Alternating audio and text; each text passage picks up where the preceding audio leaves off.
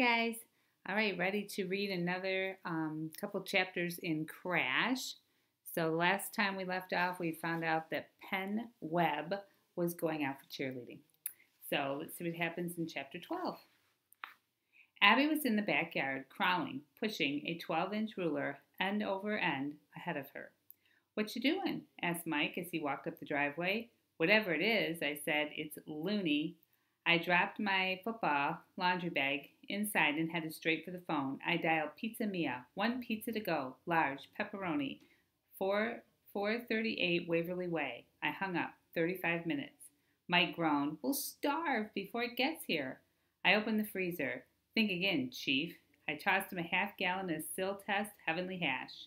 Then I got a jar of red cherries and some Cool Whip and chocolate syrup. We made sundaes in real Sunday dishes. "Schultz says you stink," said Mike. "Schultz ain't worth 2 snots," I said. Eric Schultz is a defensive back, 8th grader. Thinks he's tough. He thinks I'm supposed to be afraid of him just because I'm in 7th grade. Mike shoveled a glob of Cool Whip into his mouth. "He says he can't wait for the first practice. He's going to send you home crying," he says. I smirked. "Him and who else? When I get done with him, he'll be running over to join Webb and the cheerleaders." I stood up. I batted my eyelashes and twirled around and made fists with my thumbs out, the way girls do. "Rah, rah, sis, boom." I jumped with both feet and threw back my arms. Bah! We laughed. "You think he's serious?" said Mike. "Is he really going out for cheerleading?" I shrugged. "I don't know. I've seen that kid do some pretty weird stuff. But is he allowed?" "I guess. There's boy cheerleaders in college." "Yeah," he said. "That's right. They're always picking up the girls and holding them up high with one arm." We both pictured the webbed one trying to do that. We cracked up laughing.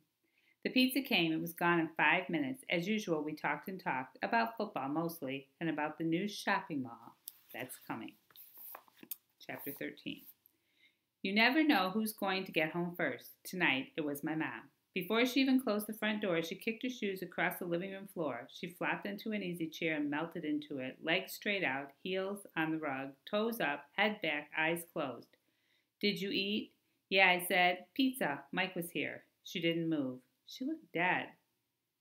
Abby come bursting in. "Mommy!" She threw the ruler she'd been using on the sofa and jumped into the lap of the body. My mother grunted. "Hey, you're not 3 anymore. When are you going to stop being so perky?" Her eyes were still closed. Abby bounced on her lap. "I have to be perky, Ma, 'cause you're always so tired. I gotta make up for you." My mom's right eye opened for a second, then closed again. "You'd be tired, too, if you hadn't sold the house since the Pilgrims came over." My mother sells real estate. Abby made a face and pounded the arm of the chair. "Oh, no, not again." She pulled my mother's head into her shoulder and hugged her like she was the mother. "Why don't you sell me a house, Mom? I'll buy one from you." She reached into my mother's armpit and tickled. My mom screamed and shot upright, and snatched Abby's hand away. "Why can't you just go away and let me be miserable?" she said, but she was chuckling and hugging Abby as she said it. Her eyes swung to me. "How was your first day?" I shrugged. "All right. Penn Webb's going out for cheerleading." Her eyes widened. "Penn Webb? The boy?" "If you want to call him that." "He's nice," Abby butted in. "I like him." For some reason, it bugs me how alike Webb and my sister are, especially with nature stuff. They go walking as turtle together. It shows you how immature he is, hanging out with a 5th grader. And they're both perky. My father walked in. If it was possible, he looked even draggier than my mother. Abby ran to him. "Daddy, Daddy, I love you, Daddy." She put her arms around his waist and snuggled into his shirt. My father looked sideways at my mother. What does she want? My mother pushed herself up from the chair and shuffled off. "She's just being perky. Hungry?" "Don't worry about me," he said, letting Abby pull his briefcase away. "I'll get something." My mom flapped her hand as she went to the kitchen. "Well, I'm here now." Abby held the briefcase with both hands. On her, it looked like a suitcase. "Daddy, I do want something. I want to know how many square feet are in an acre." My mother's voice sailed in from the kitchen. 43,560. The 3 of us gawked at the kitchen door. My mother's face appeared. "Real estate school," and disappeared. Abby opened my dad's briefcase and got out his calculator. She punched some buttons on it and let out a yelp of joy. Yes! My father took back the calculator. What was that for? Abby clenched her fists. There were secrets in her eyes. Surprise, surprise.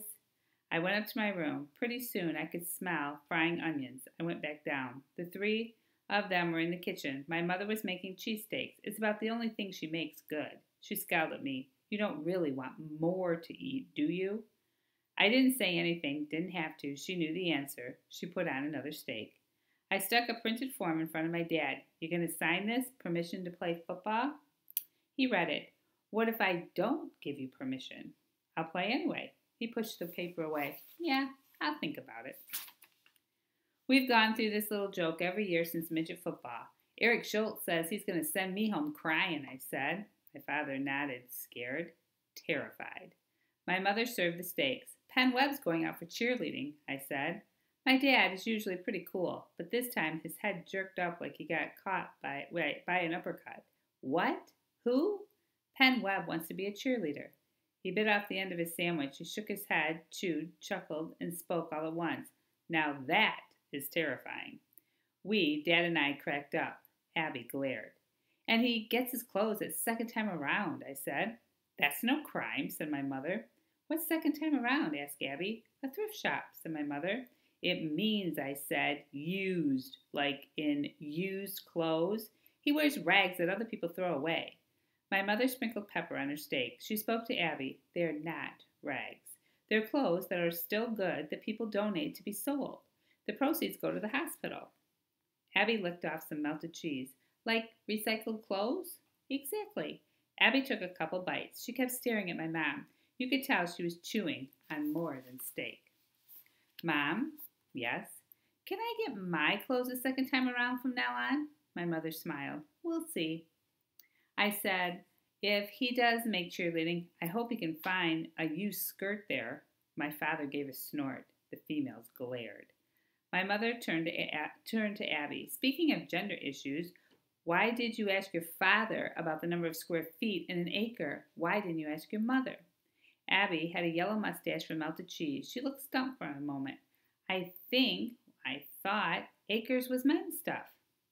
That kind of thinking, said my mother, pointing her finger, will make you a second-class citizen. Abby thought it over. She does that. Me, if grown-ups don't make sense, I forget it. Why bother? I said to my father, first game is October 8th. I should have stopped right there, but my mouth blabbered on. Against Hillsdale East, think he can make it? My father took a bite, took a sip of diet soda, blinked, sniffed, poured salt on his steak. He cleared his throat, but he didn't speak. He nodded. I wanted to kill myself. Why did I have to put him through that? All I had to do was mention the date and let it go. I punched myself under the table. Abby was done thinking it over. She snapped her head and said, Okay, Mom, so can I have a stamp, an envelope, and a piece of paper? Ask your father, she said. He's the stamp, envelope, and paper person. Abby giggled and threw up her arms. I give up. I'll never figure out this gender business. Even I had to laugh. I don't know how long we were there after the plates were empty. As I was getting up to go, Abby said, Notice anything? We all looked at her. I sure wasn't going to say it. My mother did. What?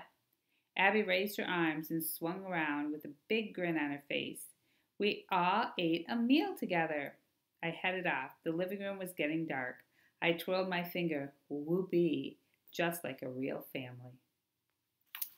All right. So what do you think? I want you to think about what you think it might mean when Abby took a couple bites of her sandwich and then she was looking at her mom, and you could tell she was chewing on more than food. What do you think that means? All right. Okay, guys, have a good day, and I will talk to you later on. All right. Bye.